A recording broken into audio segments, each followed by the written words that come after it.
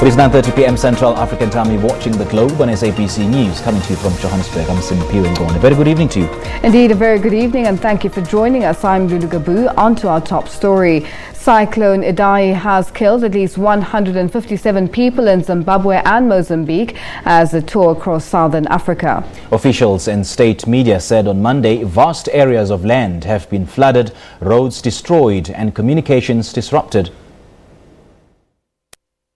In Beira, home to Mozambique's second largest port, which serves as a gateway for imports to landlocked countries in Southeast Africa, large chunks of land at the city outskirts were submerged and many houses were destroyed.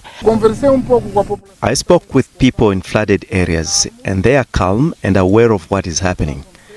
They said water is a problem and that we need to reinforce food supply and also medicines. There is no panic among them, and we will continue to bring solidarity to them. Speaking to the media as he visited the flooded city, Mozambique's President Filipe Nyusi said rescue equipment, volunteers and doctors were expected to arrive in Maputo soon. We have put rescue means in place and we asked our friends for more. We have rescue equipment, volunteers and doctors arriving now in Maputo. Answering to the questions on why are foreigners coming here is because they know how to deal with these situations and they're not charging us for their support. Beira has a population of 500,000 and sits at the mouth of the Pungwe River.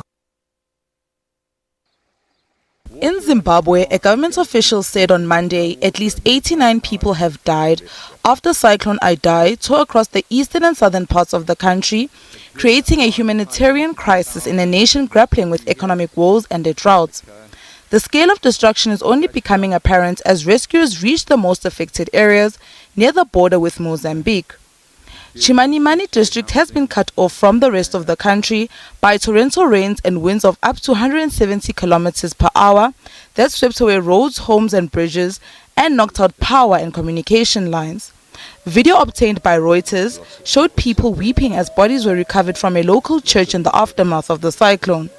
Local officials say the body count is expected to rise. The United Nations says it's working with the governments affected by recent natural disasters in southern Africa and Indonesia. We issued two separate statements by the Secretary General in which he expressed his sadness at the loss of life, destruction of property and displacement of people by tropical cyclone Idai in Zimbabwe and by flash floods, landslides and an earthquake in Indonesia. He extends his condolences to the families of the victims of both tragedies and to the people and government of Zimbabwe and Indonesia.